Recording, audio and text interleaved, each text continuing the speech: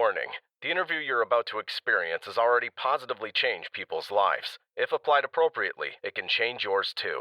The views expressed are those of the guest and host. The content of this podcast is not meant to be legal, financial, or medical advice. Warning: this episode may contain graphic details of the guest's life. Listener discretion is advised. Hello, friend. I'm David Pasquale, and welcome to this very special episode of the Remarkable People podcast, The Mark Sowersby Story. This episode is super packed and sensitive, but it's so important. You're going to hear about how Mark was molested as a child, physically, emotionally abused, physically abused, and so many nightmares that we all have experienced or have heard about, or have been like, oh man, I hope that never happens to me. But Mark sadly had to face them. And this episode talks about his journey of healing from the abuse to the freedom, and how he's forgiving the nightmare in not just a one-time action, but a little more each day. So this is a story about a man's journey of forgiving, growing strong, and overcoming childhood sexual molestation. You're also going to know that it doesn't matter what kind of abuse you suffered. Mark's story through Christ is going to help you be free from all sorts of abuse you've experienced. So check out this episode, take notes, apply the notes, share it with your friends and family, because this really is something so many of us need. I know I personally need it, and you probably do too. So we're going to take a 60-second commercial break from one of our amazing sponsors. It's going to help you too. And then after that, we're going to jump in the episode with our good friend, Mark Sowersby. And I can't wait to hear how this episode has positively impacted your life and set you on a course for healing and joy and peace. That's it. Let's do this. You ask and we listen. We're finally bringing the most requested offer ever. Get the queen size premium MyPillow, now only $19.98. MyPillow is made with patented adjustable fill. It adjusts to your exact individual needs regardless of your sleep position. It helps keep your neck aligned and holds its shape all night long so you get the best sleep of your life. But that's not all. Get our 6-piece kitchen or bath towel sets, only $25. Our brand new mattress topper as low as $69.98.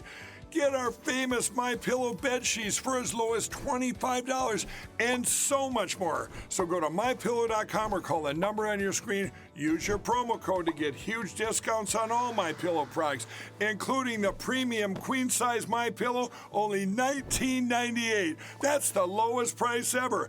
Don't delay, order today. From all of us here at MyPillow, thanks America! Hey, Mark, how are you today, brother? I am well. Thank you so much for having me. Man, it is an honor to be here. I know you're a friend of Lena Sabula, one of our former guests who had a remarkable story and inspired so many people around the world. So thank you again for being here today. Really, it's my privilege and my honor to be able to share my story, my testimony with you and your listeners. It's truly a blessing. Again, thank you so much. Oh, yes. And ladies and gentlemen, like we just gave you a little sample in the intro, we're going to be talking about forgiveness, and we're going to be talking about overcoming trauma, and we're going to be talking about just growing as a human and as a Christian in life. So there's a lot to unpack that all of us need, but some of us more than others because we're stuck. So Mark, let's just get started with your story and your journey, and just walk us through from childhood to today, the good, the bad, the highs, the lows, the pretty, the ugly, the pretty ugly, whatever it is. Let's hear Mark's story and where God's leading you today. And I really appreciate the way you frame that, because that's what it is. It is a journey. And that's what my life is. I think that's all our lives are. We're on this journey. We're on this road. We're on this, we're just going from precept to precept, inch by inch, step by step. And unfortunately, my story, too many people share. My story, too many people have. It's a story of abuse. It's a story of dysfunction. It's a story of sorrow. And I was brought into this world not knowing my father, my biological father. And I was born from an affair. As the old song says, my mom was looking for love in all the wrong places. And she found this man who promised her the world and beauty and hope, and conceived, and he hit the road jack. So there I was, my mom and siblings from another marriage that she was in, And we were just kind of growing up. My mom wore the scarlet letter. You can see by all these gray hairs, it was a long time ago. So that was kind of how I lived my life until I was 7 years old. My mom would marry a man 20 years or younger. I was excited because I thought of having a father figure. I thought of somebody in the room in my life. But again, that's not what it turned out to be. This man would come into our home and he would abuse me in every way, shape, and form. An abuser abuses, abuser lies, abuser just does ugly things. And he would abuse the whole home in one way or another. But again, I was the main target of that abuse. Not only did he verbally abuse me, and not only did he insult me and beat me, but he also sexually abused me from the ages of 7 to 14. He would burn my body, he would stab me and pierce me with his knives and screwdrivers. But then he would rape me, and he would send me to other men to be raped. So this was kind of the reality I lived in. This was the atmosphere that I was brought up in from the ages of 7 to 14. And in those years, I was hurt, I was confused, I was angry, I didn't know how to handle it, I didn't know where to go to. Again, my home was just built in dysfunction and pain. So I was just kind of lost in those years. And if I used one word to describe those 7 years, other than being the pain of molestation, was that I was just empty. I was numb. I was surviving. I wasn't thriving. I was trying to reason it all in my 7-year-old brain. And, I just didn't have the skills or the ability to kind of figure it all out. It was a different time.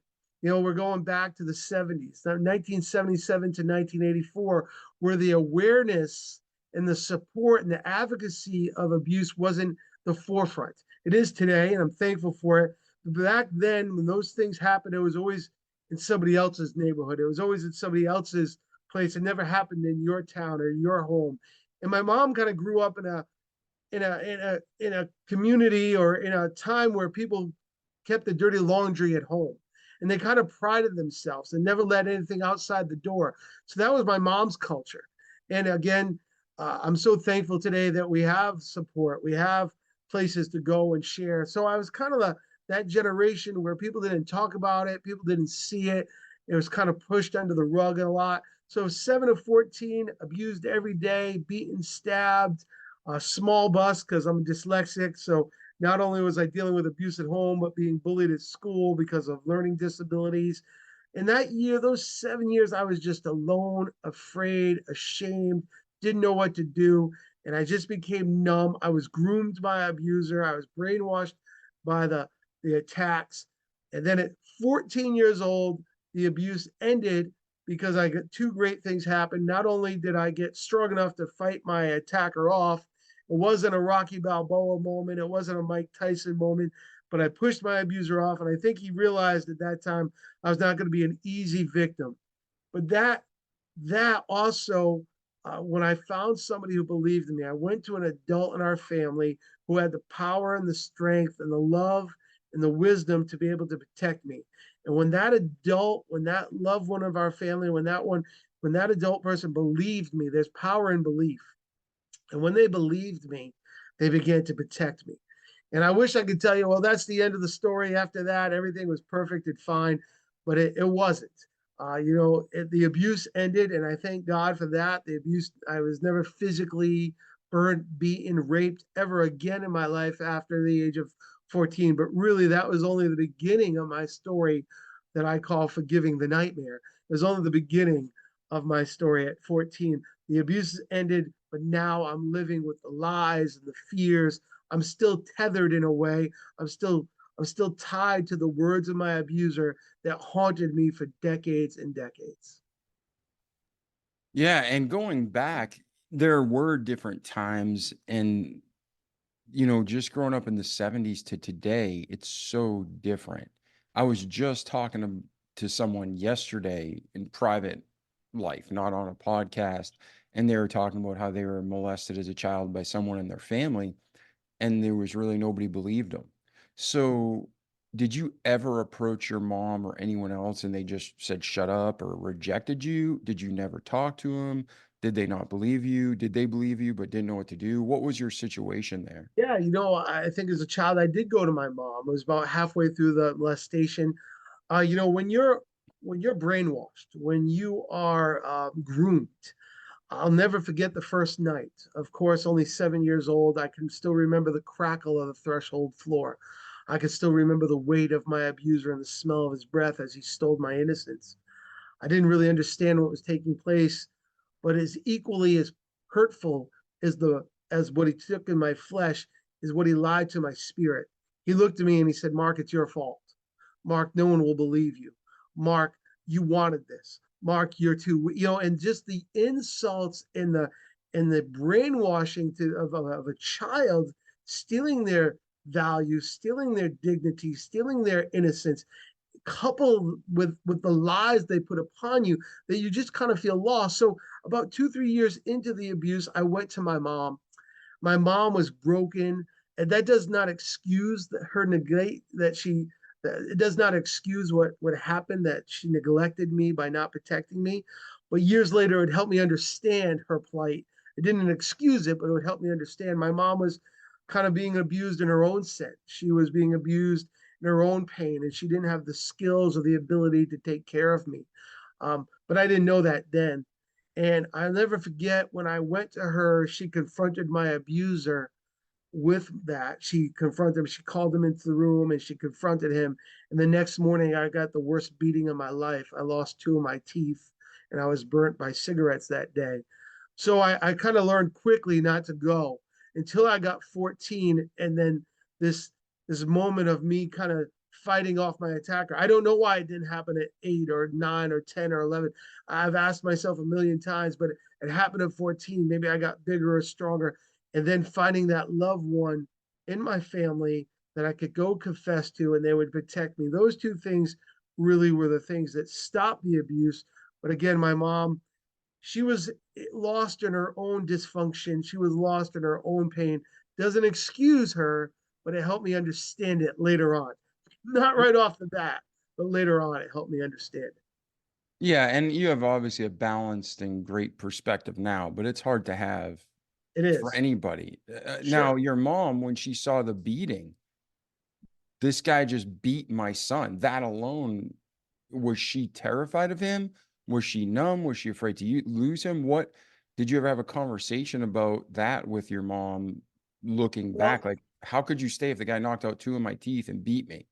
Well, I think that if we're going to go back, we can remember the Pat Benatar song. Remember, she's saying, hell is for children. And if you listen to that song, they let you know that, you fell off the swing, you fell off the bike, you tripped over a rock, you ran into a fence.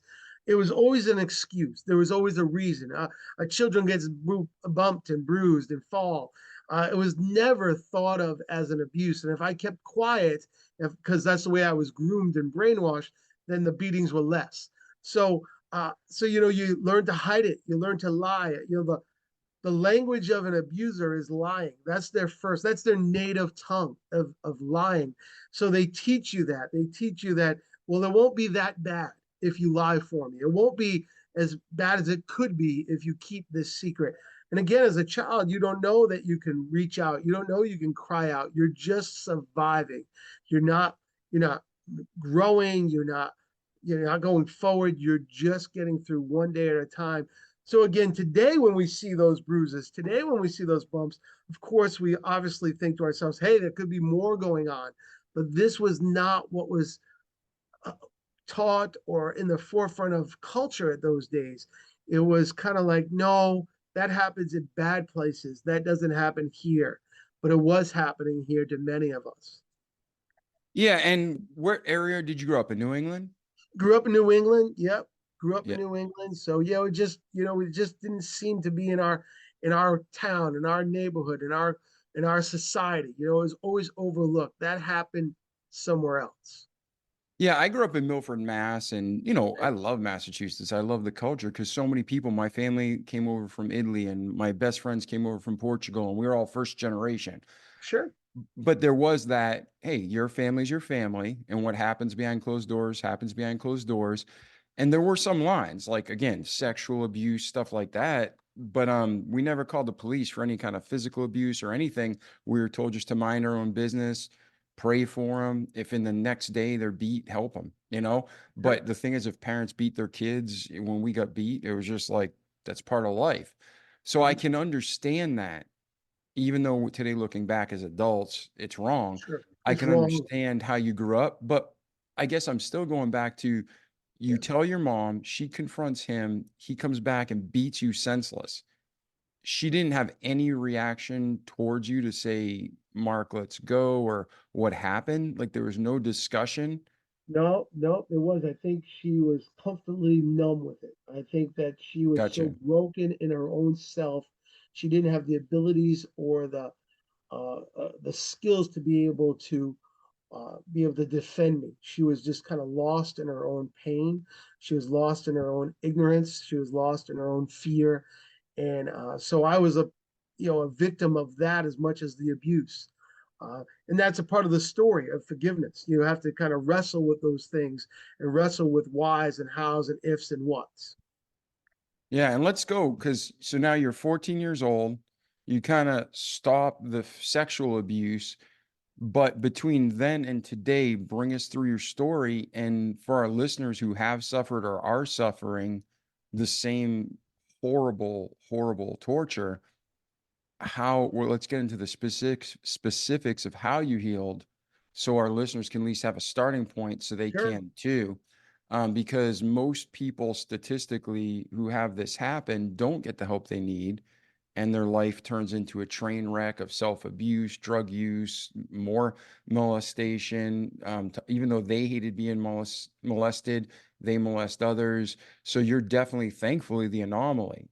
So how did this happen? Bring us from 14 to today, Mark. Sure. So, the abuse ended, and I never wanted to be at home. I was always looking for an escape. I wanted to be someplace else. I never wanted to be in the residence. So, we lived in an apartment complex at the time, and there was a pool, and I wanted to be at that pool in the middle of that courtyard every chance I could. It opened up at 10:30 and it closed at 8, and I think I was just a fixture there.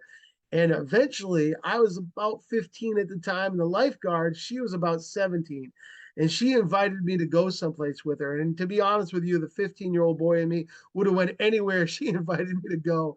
And her and her boyfriend came and picked me up for church. And I never experienced a church like that before. We weren't really church-going people. We kind of had a title of faith, but we didn't even go to church. And maybe a Christmas or an Easter, but there was never any really kind of faith journey in our home. Of course, be good, Jesus loves us, that kind of cultural thought. But I walked into a church, it was charismatic, they had drums, it was the 80s, we had mullets. I mean, and the pastor was explaining to me the gospel like I never heard it before. I mean, I was accepted, I found a community.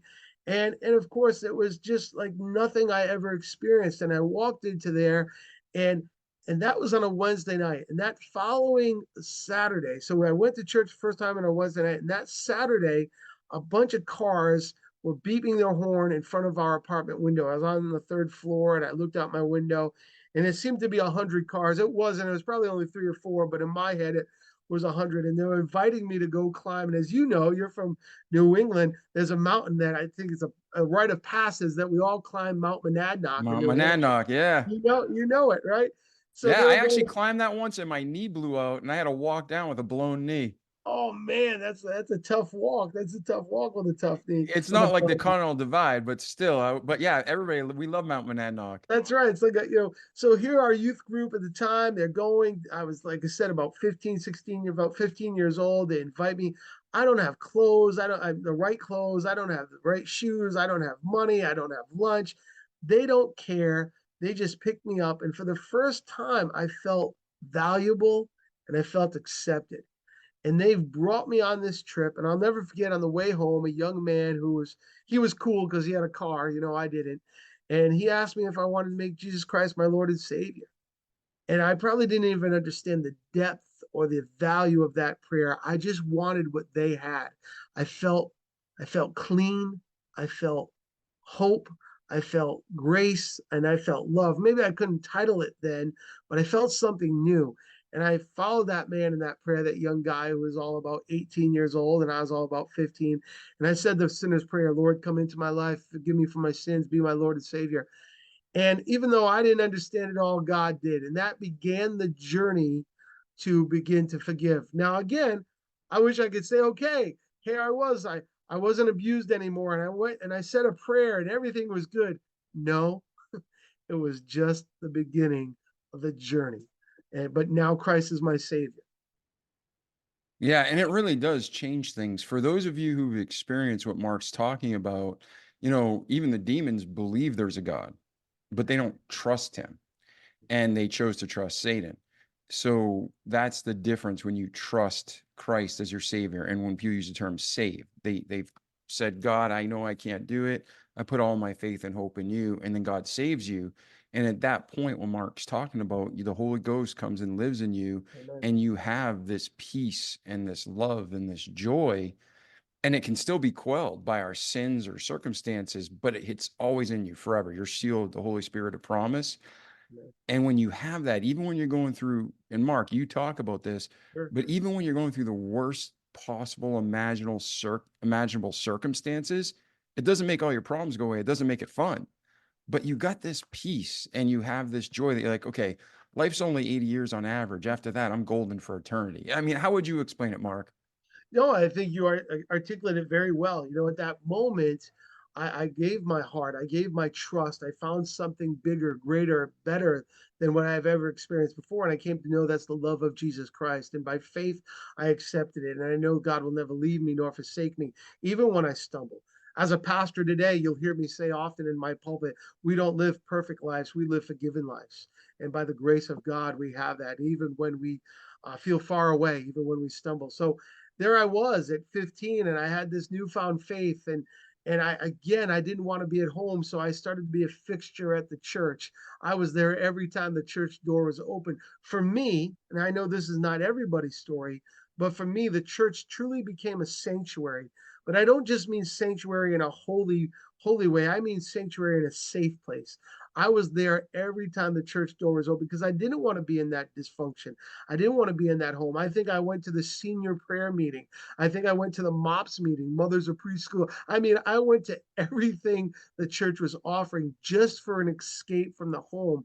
But I'll tell you that one of the first casualties of any kind of dysfunction, any kind of trauma, any kind of abuse, not the only casualty, but one of the first casualty is that you learn to trust nobody and nothing. And I really entered my life, lived my faith life, lived my whole life with that kind of chip on my shoulder, that view that I'm not going to trust anybody anymore because when I trust, I get hurt. So I entered this relationship with God saying, God, you have to teach me to trust you. I don't care what the name on the door is of the church. I don't care what denomination it is. I don't care what their theology. At the time, I don't even care what the pastor is, Lord. I just want to know you. And even though my story is about forgiveness, my story didn't start off with me being so good of a person, so so just right as a person that I said, "Oh Lord, help me forgive those who raped me and beat me." My story started off and has always been, "Lord, help me know who you are." And in that, seeking the Lord, wanting to know who God really is, wanting to know what the Bible says about God, wanting to know, God, if you are real, then, and seeking God in a genuine way, eventually, with lots of pitfalls, lots of victories, and lots of tears, the Lord would bring me to a place to be able to forgive those who trespass against me. But it wasn't my first day, and it was a lot of ups and downs. But I didn't seek forgiveness, is what I'm trying to say. I didn't say, okay, God, I want to forgive the man who raped me for 7 years. I sought the Lord. And then the Lord would eventually bring me to forgiveness. Yeah, and I found that when Jesus was asked, what's the greatest commandment? He's like, love the Lord thy God with all thy heart, and love thy neighbor as thyself. And on this hang all the commandments. So basically, when we love God and we love others, everything else falls into place. But when people abuse you so terribly, it's hard to do. It So is when very hard. you're focusing on your relationship with God, there's people listening again who sadly they're going through the same circumstances or they have. What do you recommend to them to start the journey of healing, to start the process of feeling peace and joy and Sure. just being free? Be real. Be real. Be honest. God He knows us. He loves us. God sent His Son to die for us. But I'll say, I didn't know how to pray. I wasn't articulate. I didn't have a family legacy. I did not come from, this or that. I came from brokenness. I was an illegitimate child where I was raised by an abusive man, and my mother neglected me. So I didn't know anything. I just went into my prayer life talking to God like I'm talking to you now. I shook my fist at heaven. I said how and why and if and what. I asked all the hard questions. I don't want to sugarcoat this story and say, I went to church, I said a prayer, put $2 on the plate, and everything was perfect. It wasn't that. It was a real journey with lots of tears, lots of truth. There was times in my life, there was years of my life where I said, God, I don't want to deal with this. But God was faithful and he kept drawing me to him, not to forgiveness, not for me to say, hey, everything is perfect and I'm okay. Just kept drawing me to the love of God, love the Lord God. And the Lord kept saying, Mark, if you focus on me, we'll go back to the 80s. And when we came home from high school, we didn't have a million channels, right? And we only had a few channels. And I'd come home and I'd grab my bowl of Captain Crunch cereal and I'd put it on PBS, as you probably know, Channel 2 up here in New England. And we had a guy on there that I would come home in 1986, 1987, and we would watch him. And it was Bob Ross. Remember Bob Ross, the Oh painter? yeah, I'd watch him all the time. He'd put me to sleep if I was Yeah, home from school. Or get to take a nap. yeah, he's awesome, right? I mean, he made us all happy little trees, no mistakes. He was just Little this squirrels, squirrel pets. exactly. You remember him. And at the end of every painting, I'd watch him for that half hour from a blank canvas to a masterpiece in my 16-year-old head, 17-year-old head. But almost at the end of every painting, he'd put a tree in front of the subject. So his subject was a waterfall, a cabin, a mountain, whatever it was. But at almost the end of every painting, he'd put a tree in the middle. And I used to think to myself, man, he just ruined it. Years later, I would constantly think about that. I don't know why. It's just one of those things that got stuck in your head, like a song or something like that. I'd think like, why did Bob Ross put a tree in the middle of the painting? Well, what he was doing is he was changing the perspective. He was taking the subject of the cabin or the tree or the mountain or the waterfall, and he's making the one who looked at the painting. He was taking the subject and he's moving it further away by placing something in the forefront and made the subject look further away. And I thought about that often.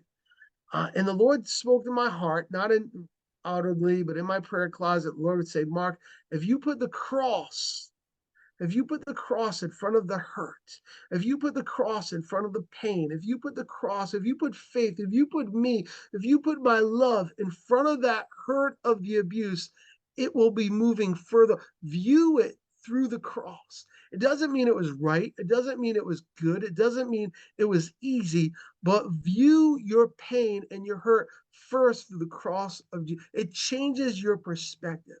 Now, again, God took me on a journey to do that. I had some great people that I love today, people who loved me when I went into that church in 1986, 1985, who just said to me, gave me some of the worst advice, just pray, let it go, let bygones be bygones. Well, I couldn't do that because it's not intellectually honest. How could I forget that I was raped? How could I forget that I was burnt? How can I forget? So I couldn't. Now, I know those people weren't evil. They weren't waxing their mustaches to trick me. They just didn't know how to help me. But God would bring me on this journey that would teach me to love him more than to hate my hurt. Now, again, it took me 35 years. I'm on the other side of it now, but I still have my triggers. I still have and he gave me counselors and coaches and friends, and I wept and I shook my fist at heaven, as I said earlier. It's not an easy journey. Jacob had to wrestle with an angel to get his name changed to Israel. And the NIV tells us, because you wrestled with God and man, now you're an overcomer. So in a sense, I think that in a way, I had named victim. I had my name hurt. I had my name pain for a long time, metaphorically. But I had to wrestle with myself. I had to wrestle with my past. I had to wrestle with my mom saying why and how. I had to wrestle with these hurts. And I didn't want to. I was angry. Why do I was the victim. But I got married and my wife didn't need me to carry that home. I have children. My children don't need me to pass it. I'm going to pass enough junk down to my kids. They don't need these pains and hurts. But I don't need to live in that pain and the hurt. So I had to go through this journey called forgiveness.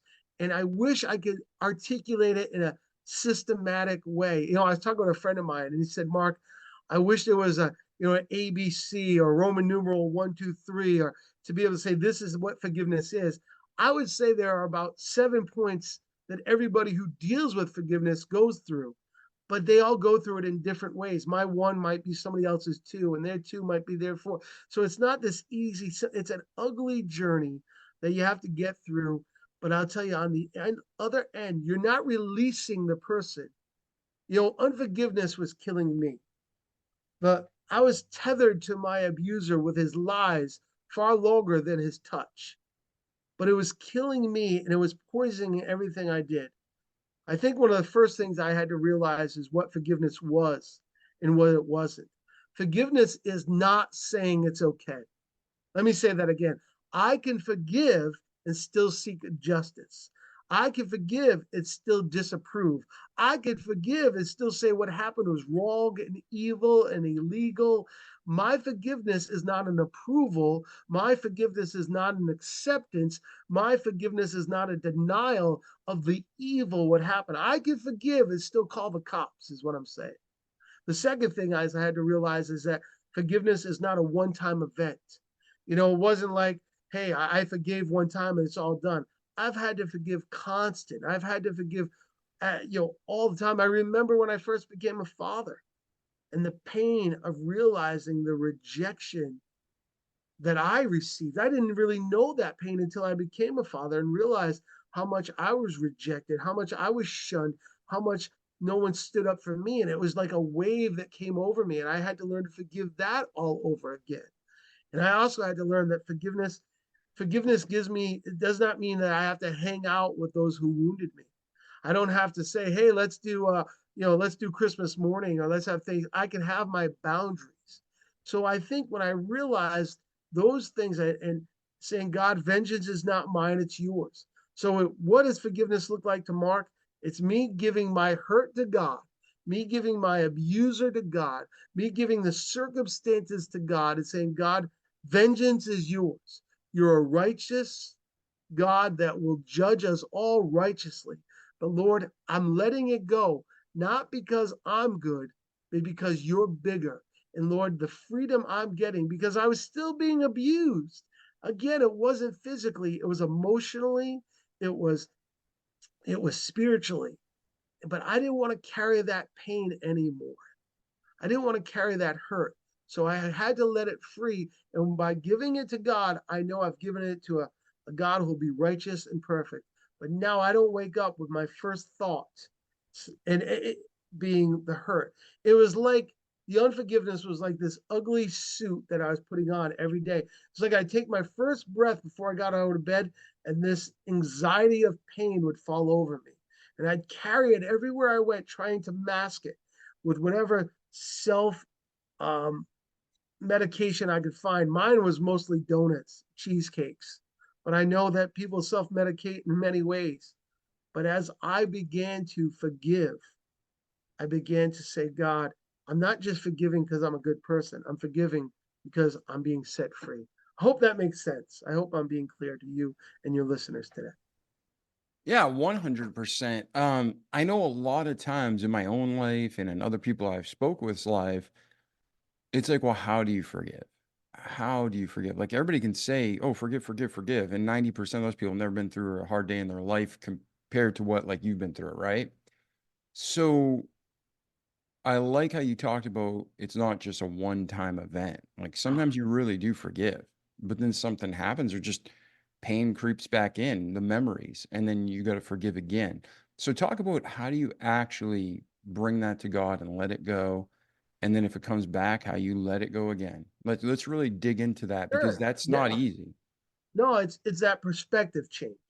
When we get saved, as we said earlier, when we trust in the Lord and his word becomes a light into our path, the Bible tells us he takes our hearts of stone and turns them to a heart of flesh. He tells us that he renews our mind. And it's that perspective change where I wanted vengeance. And I did. And boy, I had a pedigree that allowed me to say, I want my pound of flesh. And I did. When you mentioned hell to me, I wanted my abuser to go there. You know, and it was only when God became bigger in my life. So let me put it this way. When I was first going to church, somebody came up to me with the best intentions, but they said, Mark, if you have the faith of a mustard seed, you can move a mountain. You know what I thought to myself? What does that mean? Like, what is that? Now I know now it's about measurement and size and great and small. I didn't know that then. So I went to my prayer closet and I said, God, what does it mean to have a faith of a mustard seed and move mountains and tell trees that I don't understand that at all. And the Lord spoke to my heart then. He said, Mark, do you have enough faith to move a pebble? I thought, I'll be the best pebble mover you've ever had, God. And you know, that's where God started me. If you have enough faith to move a pebble, well, the pebble would become a rock, and the rock would become a stone, and the stone would become a boulder, and the boulder would become a mound, and the mountain would become a hill. And this was decades and years. I got married, I became a pastor, and I went to college, and I succeeded, and I failed, and then one day, not too long ago, after my mother's death, the Lord would come to me and say, Mark, do you have enough faith to move the mountain? And for me, I knew that mountain was to forgive. And I said, God, I don't. I'm not that good. I don't have enough faith. And God would say to me, well, how'd you move the pebble and the mountain and the stone? And it would go through that. How'd you move all that? And I said, well, Lord, you were with me. He said, Mark, if you trust me, well, God, trust is a tough thing. Mark, if you trust me and lean on me, the only rock I want to be stuck to is Jesus. And if you lean on me, then I'll help you forgive and move that mountain. And when the perspective of God, by renewing my mind and taking that heart of stone and ripping from me that unforgiveness, and I started to trust him more, the mountain of unforgiveness, by just giving it to him. It wasn't mystical. It wasn't magical. I didn't wake up, thin and perfect and, Arnold. I would just woke up me, but the pain slowly. I still had to pay my bills. I still had a wife and kids, but that started to slip off me. It wasn't the first thought. It was like, oh man, I haven't thought about it today. Oh, I haven't thought about it in a couple days. Hey man, it's been a week. Oh, I haven't. And then I realized I was running freer than I ever had. The shackle of hurt was lifted off me. And again, it's that journey. So, being honest, being real, of course I ask God the hard question.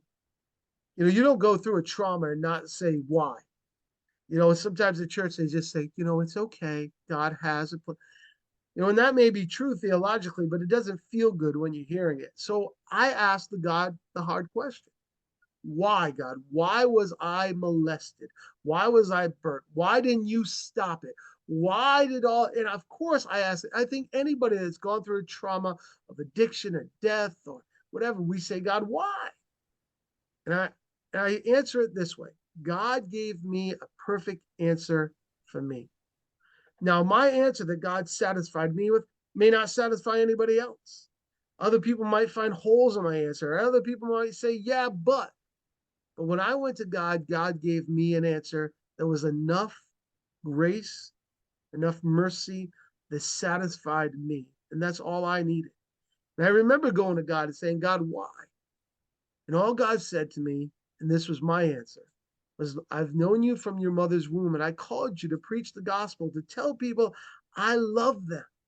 Not to tell them how bad they are, not to tell them how evil they are, but tell people not that they're bad, but how good I am.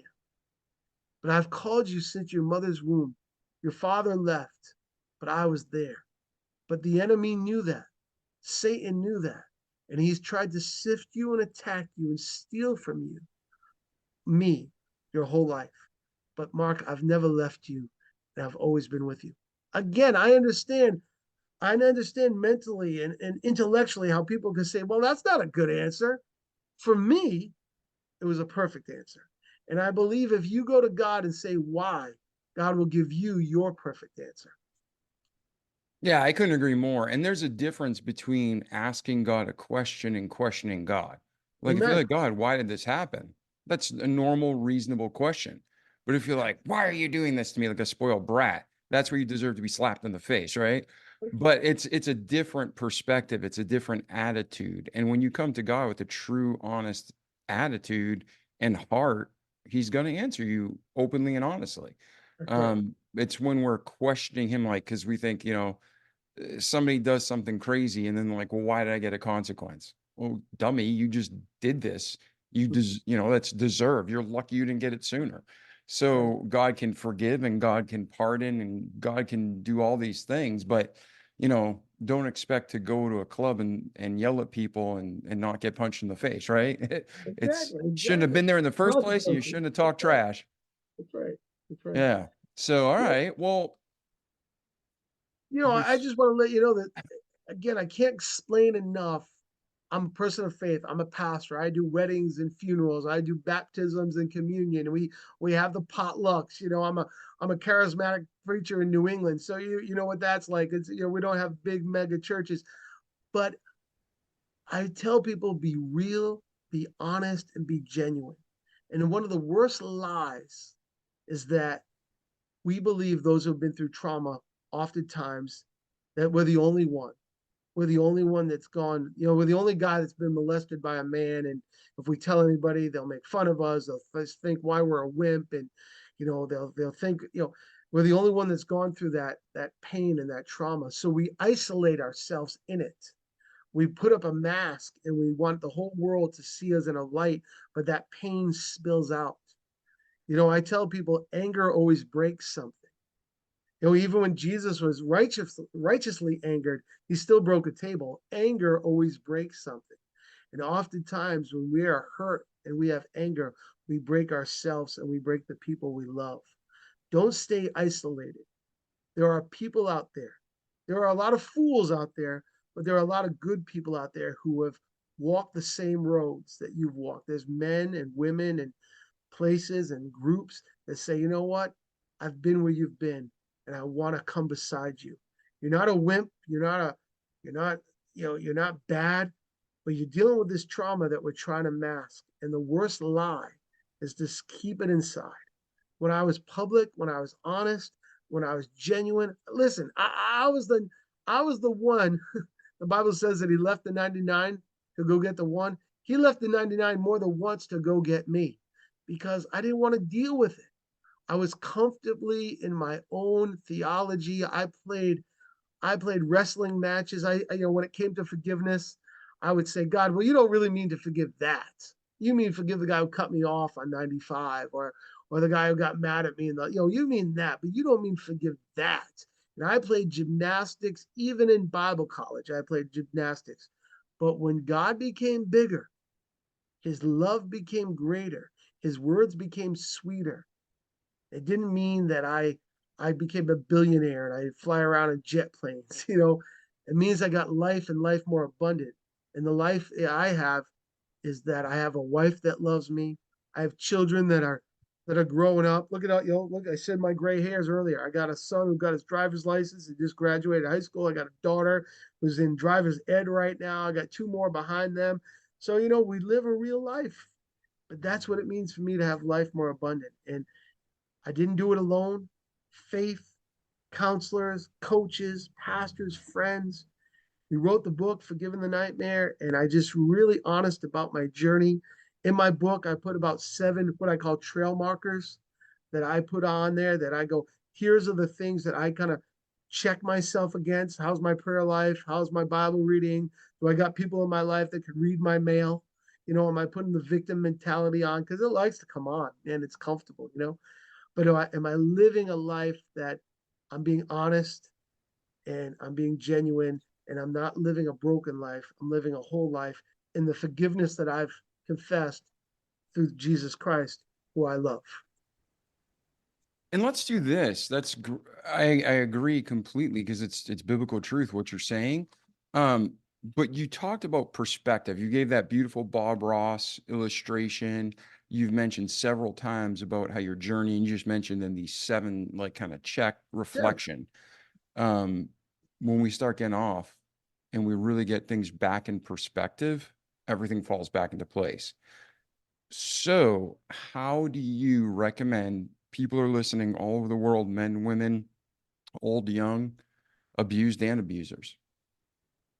But if you had a 1, 2, 3, hey, this is how to, when you're spiraling out of control, when your life's going south, this is how to get back in perspective. What do you recommend some steps to at least be a catalyst or starting point? Stop and breathe. Oftentimes, people that have been through trauma, we live a life that's always what do they call fight or flight. We're always in that place. It could be 20 years, 30 years after the abuse, after the trauma, and we're still waiting for the other foot to drop. We're still waiting for the loved ones that we care about most to reject us. We're still waiting for the bad to happen. It's a trauma that's been put upon us because of our childhoods or because of the pain.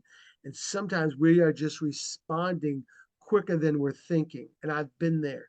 So a lot of times you just have to stop, and it's hard because stopping means the pain can come. Stopping means the hurt's going to come. We have survived by just going on, moving on, re-identifying ourselves, putting a cloak on. What do you need me to be? A jock? I'll be a jock. What do you need me to be? A geek? I'll be a geek. What do you need me to be to survive? And just stop and breathe and stop. And I believe me, it's easy to say, it's hard.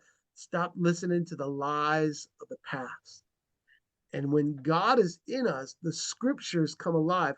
The Bible talks about his sheep, we're the sheep, and he's the shepherd. We'll know his voice. A lot of times we don't trust it because we don't believe it. But when we can finally stop and go, you know what?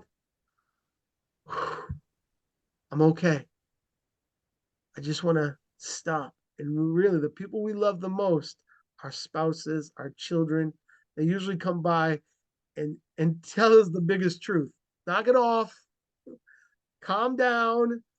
Give me a hug. Everything's going to be fine. And that's what you want to say because we've lived in a survival mode. Even though we got the cars and the house and a marriage and the kids and a business and maybe a couple pennies in the bank, but we still live in this survival mode. And as soon as we think it's coming, we can see it a mile away. It's going to happen. It's going to happen. So just stop and start asking yourself the real questions. But again, it's hard to do. It's easy for me to tell you, but when I've had to do it, it's difficult because the lies of the past, the mindset of the trauma pushes us towards that escape, flight or fight. Nice. Now, for you personally, if you don't mind me asking you, do you have, like, if you're really having, like, say, quote unquote, success, right? Like things are going well, everything's great. Do you almost feel like afraid you're going to lose everything or the rug's going to be pulled out from under you or you're almost like going to be punished because things are going well? Yeah. Yeah. It's funny. You're the first person to ask me that question. But yes, when I'm still oftentimes people go, hey, Mark, I need to talk to you. Oh, what did I do? It's never like, hey, great. They got some. Anytime, hey, Mark, we need to talk. Oh, man, what did I relive it in my, what did I say to that person? Obviously they're mad at me. Obviously they're going to tell me that, you're going to call me up and say, Mark, we can't do a podcast. You're the worst guy ever. These are the things that go through my head. Well, you're junk, Mark. Why would I ever want my audience to listen to you? These are the things, the insecurities that still pop up. Of course, I was raised in them, but I have to then breathe. Go, yeah, the guy's probably not going to tell me off. He's probably going to say, hey, let's talk about the interview. But yeah, the first thing I think when somebody wants to pull me aside, and somebody says, let's talk, somebody says, I'm thinking negative. I'm thinking, because that's what happened. But when Christ gives you a renewing of your heart, when you walk through the trauma of saying, God, I'm okay, and believing it, it's hard to, we could state it. I'm fine, I'm healthy, I'm good, I've proclaimed, I've confessed. We don't feel it. That feeling comes one step by step. I love the altar. I'm an altar guy. You'll find me on my knees crying, my hand raising. I'm an altar guy. And I say the altar brings me to the next altar, brings me to the next altar, that brings me to the next altar. It's no longer I that liveth, I hope, as Paul said. It's no longer I that liveth, but Jesus Christ that liveth in me. John the Baptist said, I must decrease so he can increase. I have to decrease these hurts to let God's love increase in my mind. Some days I'm better at it than others, but every day I'm walking in the grace and the forgiveness of Christ. And that's by faith I say, not that I'm perfect, but by faith I say, I've forgiven those who trespass against me. Amen. Yeah. And I think that's something that we all need to remember is it's a journey and nobody has it without, nobody's perfectly holy. And without Christ, we get holy through his blood, but we all sin and we all have hangups and challenges. But when we get it right, we'll be in eternity, right? It's like That's when we right. finish the job and we get it all right on earth, God will take us home. So if you're still here, there's a purpose. But let me ask you another question. Yeah, please. Blaringly, I'm sure I'm not the only one asking it. The stepfather that molested you, Yeah. what happened? I mean, did Well, you get him arrested? Did you punch him in the face? Did you totally let it go? Did you cut us? yeah, I'll go in a little bit of that. First of all, I never call him stepdad. I always call my mother's husband, right? Because he was never kind of a father. So that's the way I phrase it. My own little pet peeve there. No, But no, I totally get that. I'm just, yeah, yeah. no problem. The man who abused me several years after abusing me got a disease, and the disease crippled his body to the place that he had no control of his faculties. He couldn't care for himself. It was slowly, it was ugly, it was just kind of stole all his movement, his ability. He couldn't care for himself, couldn't take care of his own hygiene. The only thing that still worked in him until his death was was his mouth. That's the only thing. So again, I just wanted to escape, different time, different season. So there was no arresting. There was no, I'm not saying that was good. It was probably bad. He should have been arrested. He should have been prosecuted. But in those days, a lot of people didn't do that. As you mentioned earlier, we didn't, it was a different time. But his body was ravished with this disease. And for a long time, I said, yay, thank you. God, get him. That's what I wanted. But the Lord didn't do that. The Lord's not that vengeant. We will have to answer to God someday. But I'll never forget, brother, as the Lord spoke to me for years, he would say to me, Mark, I want you to go and tell him you forgave him. And I would say, no way. I'm not going to that place. By this time, he was in a rehab. He was in a nursing home. Um, and I didn't want to go. I didn't want to go. And I'd go to my prayer and God would say, go. And no. Well, eventually God wins. I would almost every day I would have to drive past that rehab. I knew exactly where he was. I knew the room he was in, and I'd go different ways. Sometimes I would avoid going around it because I didn't want to deal with that mental or that thought that day. But one day I found myself in the parking lot with my knees knocking, my hands sweating, and I went in. And I sat in that waiting room, and I was nervous. They called my name. I literally had to go to the restroom to wash my face. I did not want to go in. And then when I opened up that door, and I'm only there out of faith, and I'm not there because I'm a good guy. And I open up that door, and he says, Marky, and oh, that familiar pain that brought me back to that broken child just overwhelmed me. It was like a blanket that just fell upon me. And I looked at him and what are you doing here? And who do you think? He thought I was there to beat him up. He thought I was there to get my pound of flesh. And believe me, I wanted to. But as I stood there in front of him, it wasn't a kumbaya moment. It wasn't a Billy Graham crusade. I looked at him and I said, I'm here to forgive you because Christ forgave me. He looked at me with that same ugliness, that same poison, with that tongue, and he said, you'll never forgive me. You'll live in this hurt as long as I've lived in it. And I said, no, I'm forgiving you because Christ forgave me, and I'm setting it free. Now, I want to tell you this. He didn't turn around with tears in his eyes and started to cry out, amazing grace. He still spewed hate as I walked out the door. But in a metaphoric way, if I could, I really realized not only was I speaking to my abuser and saying, you're done, I'm letting it go, I'm forgiving you, I'm setting myself free from being tethered to you, but I was really speaking to fear metaphorically. the fear that controlled Mark as a child and as an adolescent and as a young man, as an adult, the fear that carried me into my marriage, the fear that was always around me. I realized I was letting go of fear. When I was saying I forgave my abuser to his face, I was really saying, fear, you have no more hold on me. And as I walked out that hospital room that day, I never saw him again. He passed away from his disease. He will have to stand before God, as I will, as we all will.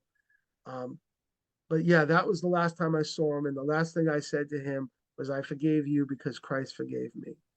Not because I'm a good man, not because I'm so holy, because I've been set free. And in that, now I'm living my life. I'm telling my story.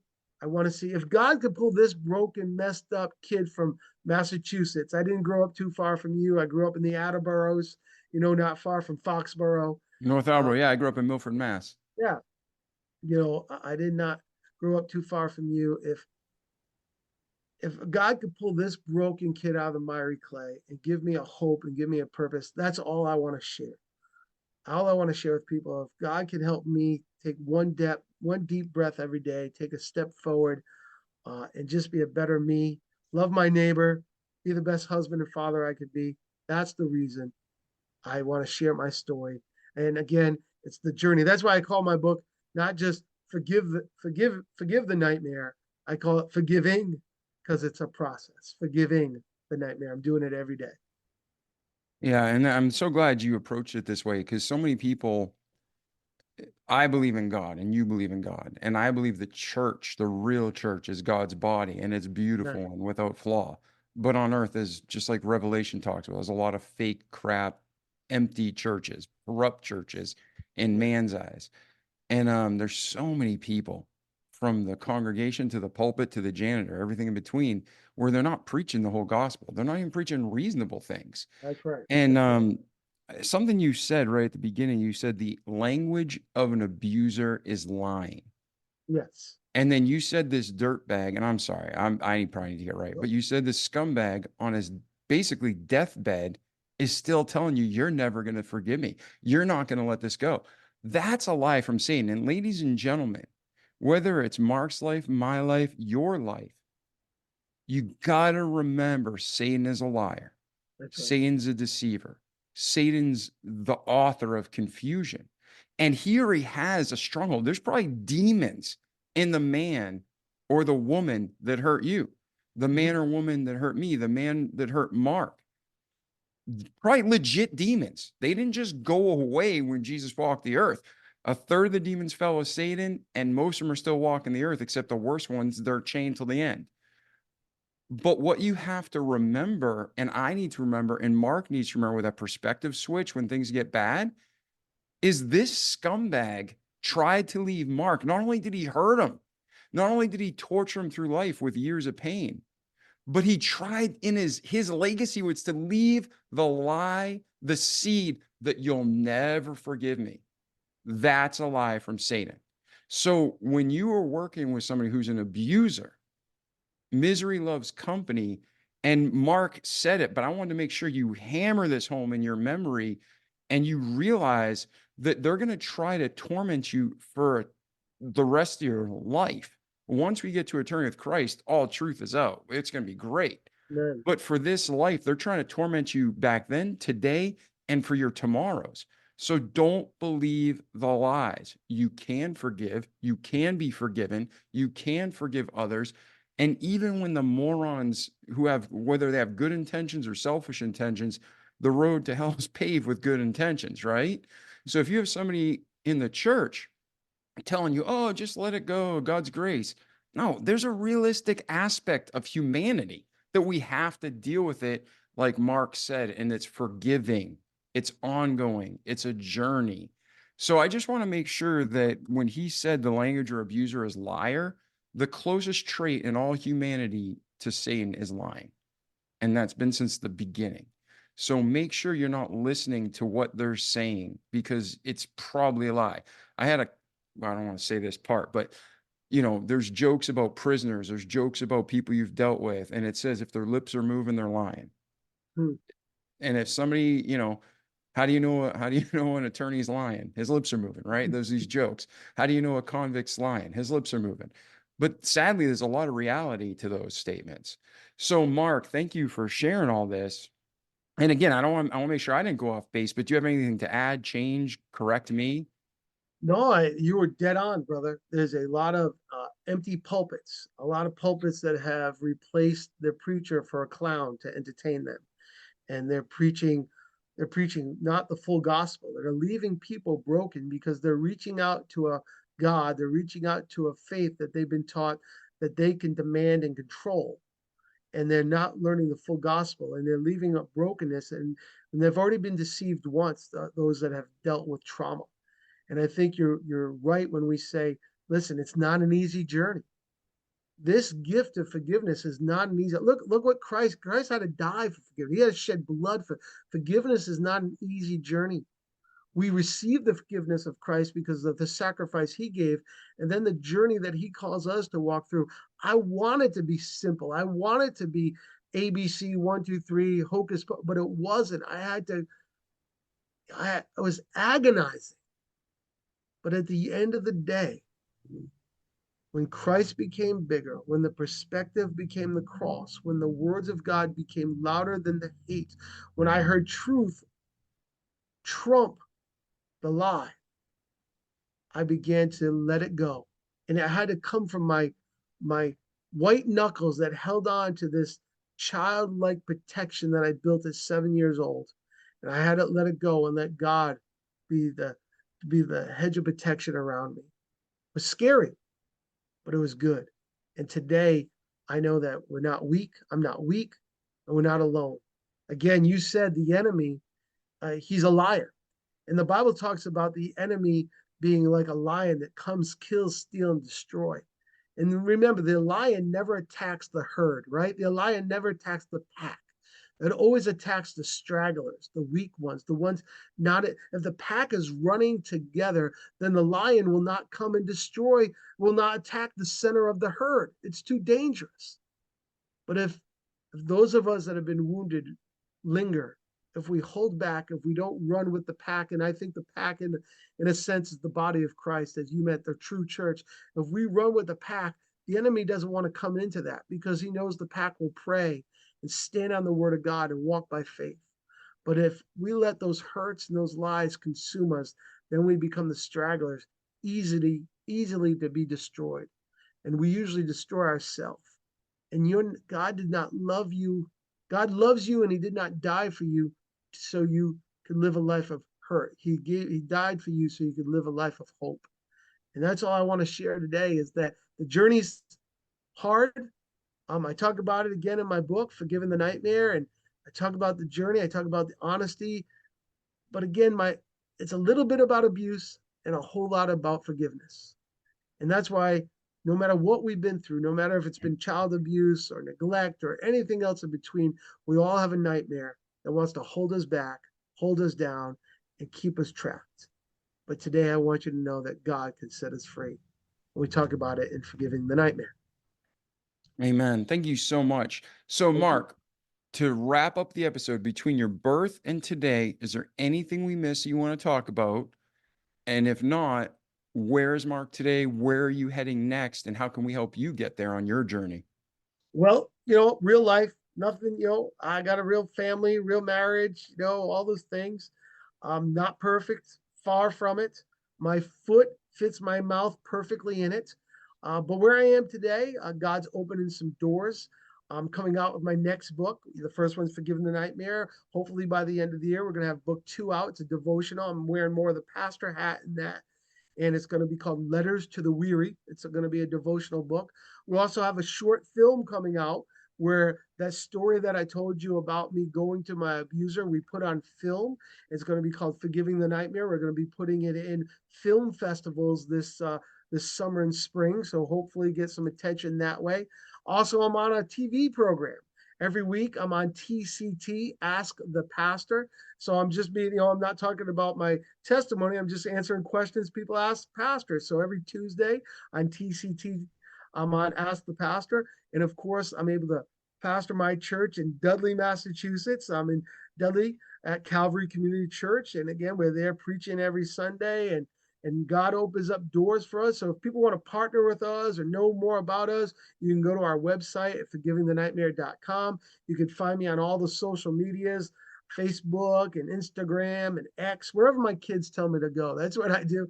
So by Forgiving the Nightmare or Pastor Mark Sowersby. So we'd love to hear your story. If my testimony has encouraged you, I'd love to get an email or a text from you.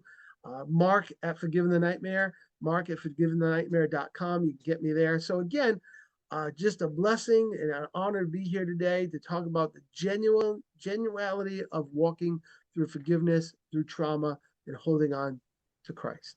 Thank you so much. Oh, amen. It's been an honor. And ladies and gentlemen, like Mark said, we'll put all his links in the show notes. Reach out to him if you have any questions. Reach out to me if we can help you. But more than anything, reach out to God, because he's the one that loves you more, and he's the one that can heal everything. And it's as close as a prayer. So Mark, thanks for being here today, brother. We love you, and I appreciate you transparently sharing your story. And ladies and gentlemen, share this with those you love, and talk to Mark, but again, talk to God and just move on so you can be forgiven, you can be free, and you can enjoy life fully and help other people, and more than anything, glorify God. So thanks again, Mark, for being here today. Thank you. It was a blessing. God bless. Yes. Ladies and gentlemen, share these, not for our fame, but so we can help as many people as we can. Let us know how we can help you, and we'll see you in the next episode. Ciao. The Remarkable People Podcast. Check it out.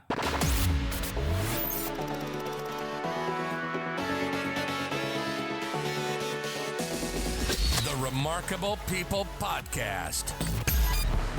Listen, do, repeat for life.